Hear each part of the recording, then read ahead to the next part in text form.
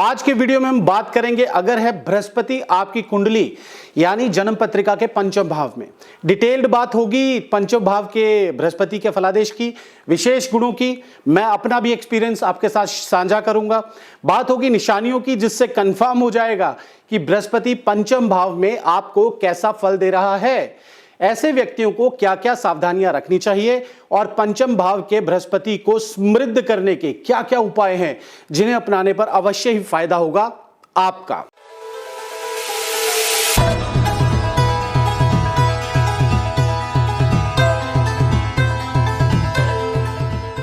Okay, सबसे important बात, अगर आप इस चैनल पर पहली बार आए हैं तो यह सबसे शुभ मुहूर्त है हमारे चैनल को सब्सक्राइब करने का, और याद से बेल आइकन जरूर दबा दीजिएगा। हम हर दूसरे दिन आपके लिए यूनिक कंटेंट लाते हैं ताकि इससे फायदा होता रहे आपका। तो आज हम बात कर रहे हैं बृहस्पति पंचम भाव में हो अगर कुंडली के, तो सबसे पहले डिस्कस करते हैं फलादेश को। पंचम भाव में बृहस्पति की स्थिति शुभ मानी जाती है। पांचवें घर को बुद्धिमत्ता और कलात्मक खोज के लिए जाना जाता है। यहां बृहस्पति व्यक्ति को कठिन से कठिन विषयों को भी आसानी से समझ पाने में सक्षम बनाता है। बृहस्पति अगर उच्च स्थिति में है तो व्यक्ति के बच्चे अच्छे होंगे, व्यक्ति को सरकार से सम्मान और धन लाभ भी अवश्य मिलेगा। याद रखें, इन सभी परिणामों की उम्मीद तभी की जा सकती है जब बृहस्पति पंचम भाव में लाभकारी हो। इस घर में लाभकारी और बलवान बृहस्पति व्यक्ति को एक दार्शनिक, एक आध्यात्मिक शिक्षक के गुणों से परिपूर्ण करता है। वह ज्ञान, प्रकाशन या सट्टा व्यवसाय से संबंधित क्षेत्रों में बहुत अधिक धन कमा पाने में सक्षम रहेगा। वह सभी ओर से सहयोग प्राप्त करने में सफल रहता है। ध्यान रहे, यहां वीडियो में व्यक्ति के नाम का संबोधन हर उस मेल और फीमेल से है जिसका बृहस्पति पंचम भाव में है। तो भ्रमित ना हो, यह बृहस्पति पुरुषों के लिए अलग और महिलाओं के लिए अलग कार्य करेगा, ऐसा बिल्कुल भी नहीं है।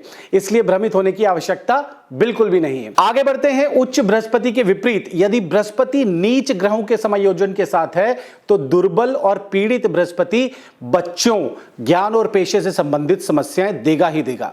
चलिए अब जानते हैं कुछ विशेष बातें पंचम भाव के बृहस्पति की। पंचम भाव का घर बृहस्पति और सूर्य का घर है। बेटे के जन्म के बाद व्यक्ति की समृद्धि बढ़ जाएगी। जितने अधिक पुत्र होंगे व्यक्ति उतना ही ज्यादा समृद्ध होता चला जाएगा। पांचवां घर सूर्य का अपना घर है, अतः इस घर में बृहस्पति मिश्रित फल भी दे सकता है। अगर व्यक्ति ईमानदार और मेहनती है तो बृहस्पति अवश्य ही अच्छे परिणाम देगा। चलिए अब बात करते हैं अपने अनुभव की। अगर बृहस्पति उच्च योग में है तो पंचम भाव का बृहस्पति संतान युक्त होगा। पुत्र और पौत्र तक सभी सुखी होंगे, धनी और भाग्यवान होगा। लॉटरी, सट्टा या जुए से अचानक लाभ प्राप्त करने वाला होगा। यह संतान का भाव है, इसलिए दो लड़कों के होने का संयोग बनता है। अगर किसी लड़के का जन्म बृहस्पतिवार के दिन हो जाए तो यहां बैठा बृहस्पति अर्थात गुरु अत्यंत शुभ फल देने वाला होगा।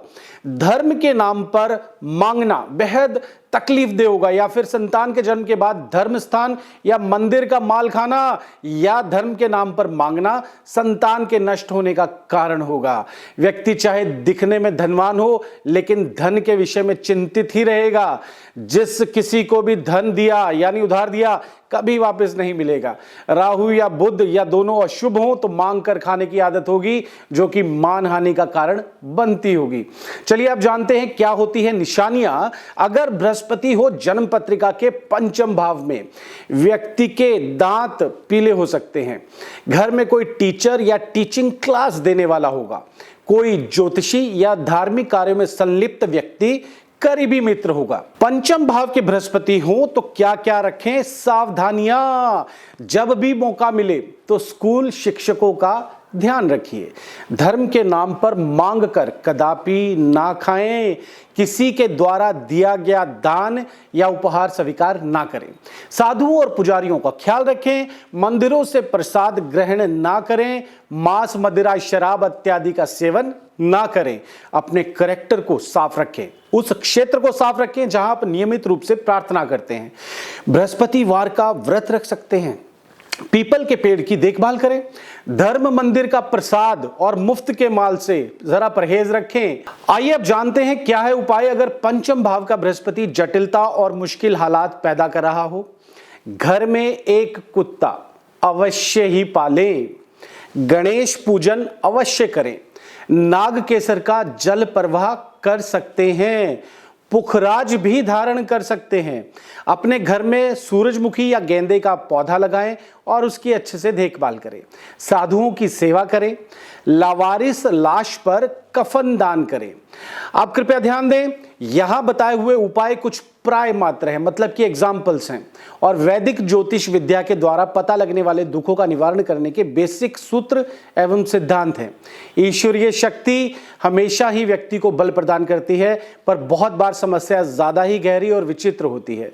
तो जैसे आप शारीरिक स्वास्थ्य के बिगड़ने की दशा में एक अच्छे क्वालिफाइड डॉक्टर के पास जाते हैं, उसी प्रकार जीवन में अगर ज्यादा अंधकार, भय और कालिमा महसूस हो तो एक अच्छे एस्ट्रोलॉजर से मिलने में बिल्कुल ना सकुचाएं और सही समाधान अवश्य प्राप्त करें। बताए गए उपायों के अलावा भी कई अन्य प्रकार की स्पेशलाइज्ड रेमेडीज हैं जो कि ग्रहों के दोषों को जड़ से खत्म करने में बहुत ही बढ़िया तरीके से वर्क करती हैं।